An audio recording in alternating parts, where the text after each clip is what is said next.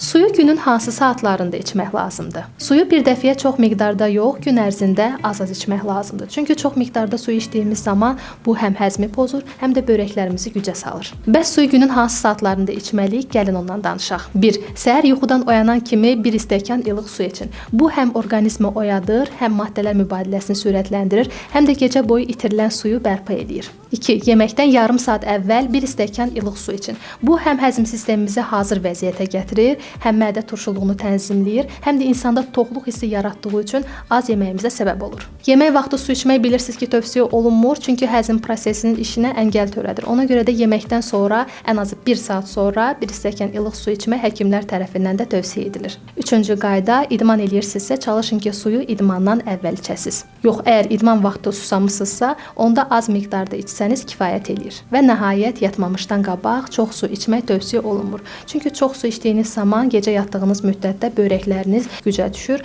Bu da ki, yuxu keyfiyyətinizə mənfi təsir göstərir. Həkimlər isə gün ərzində 2-3 litr keyfiyyətli su içməyi hər kəsə tövsiyə edirlər. Videolarımızın davamının gəlməsini istəyirsinizsə, bəyən düyməsinə basmağı və kanalımıza da abunə olmağı unutmayın.